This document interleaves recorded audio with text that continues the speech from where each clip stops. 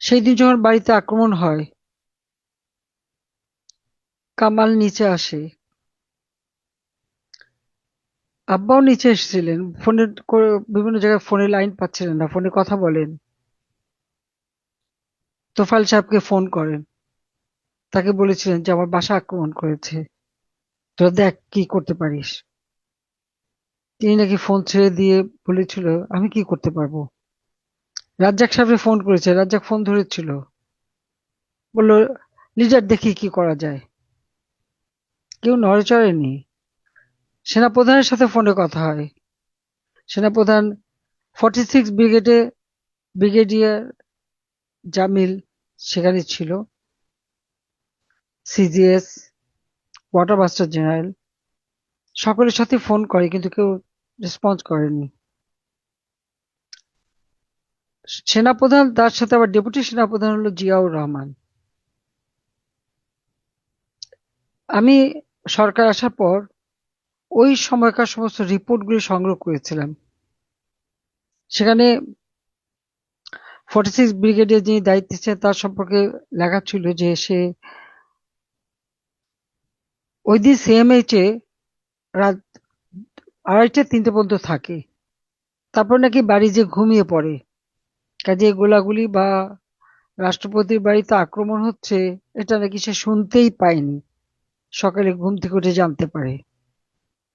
46 ব্রিগেডটা যেখানে স্থাপিত সেখান থেকে 32 নম্বরের গোলাগুলি সে শুনতে পারবে না, এটা বিশ্বাসযোগ্য না।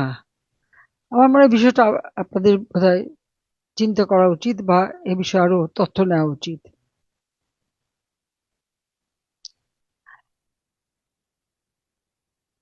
সেনেবাদ ফুপার বাসায় সেই কি মাজেদ সন্ধ্যা পর্যন্ত ছিল, আরিফের সাথে ব্যাডমিন্টন খেলে। ওই সময় শাহরিয়ার সহ কয়েকজন ওই বাড়িতে যায়, আবার তারপরে তারা ফেরত চলে যায়। কিন্তু কেউ ভাবতেও পারেনি যে এই লোকটা, তার ভিতরে যে এরকম চক্রান্ত, যে পরের দিন সে ঘাতক রূপে আসবে। মোসলেউদ্দিন মনিভাইয়ের বাসায় গিয়েছিল, মনিভাইকে হত্যা করেই সে চলে আসে 32 নম্বরে। কামাল নিচে যখন দরজা থেকে মানে অফিস রুমে ছিল, ফোন করার চেষ্টা করছিল, তখন আসে, বারান্দা হচ্ছে, দেখে নূর, মেজর নূর, হুদা, নূর আর কামাল একই সাথে কর্নেল ওসমানীর এডিসি হিসেবে দায়িত্ব পালন করেছে মুক্তিযুদ্ধ চলাকালীন সময়ে। নূরকে দেখেই কামাল বলে উঠেছিল, আপনারা এসে গেছেন, দেখেন কারা বাড়িতে আক্রমণ করেছে। বাস কথা শেষ করতে পারেনি, নূরের হাতে বন্দুক গর্জে ওঠে, কামাল ওখানেই পড়ে যায়। ওরা যখন সিঁড়িতে উঠতে চেষ্টা করে তখন পুলিশ অফিসার সিদ্দিকুর রহমান বাধা দিয়েছিল, তাকে সেখানেই মেরে ফেলে।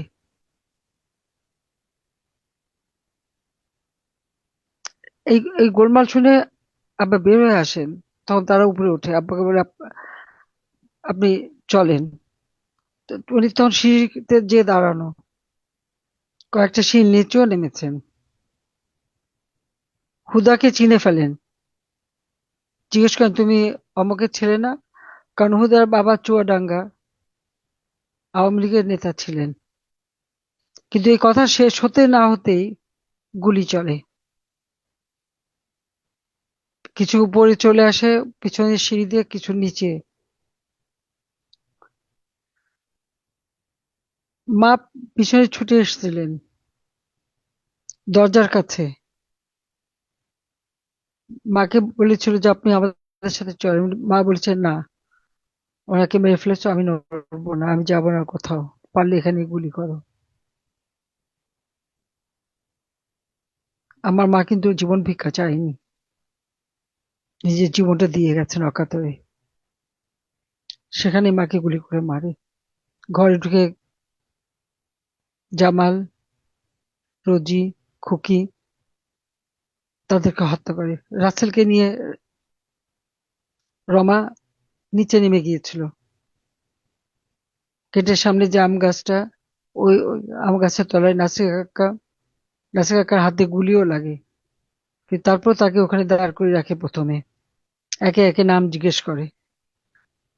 রাসেল খুব কান্নাকাটি করছিল, বারবার বলছে মার কাছে যাব, আমি হাসুবার কাছে যাব। একজন সিপাহি এসে বললো চলো তোমাকে মার কাছে নিয়ে যায়। আর নাসির কাক্কার বললো আপনি আমাদের সাথে আসেন। 32 নম্বর ঢোকার সাথে যে অফিস রুমের বাথরুমের ওখানে নিয়ে নাসির কাক্কারে গুলি করে। আর রাসেলকে, ভাইয়ের লাশ, বাবার লাশ, মায়ের লাশ পেরিয়ে ওই রুমের মধ্যে নিয়ে যায়, সেখানেই তাকে গুলি করে মেরে ফেলে।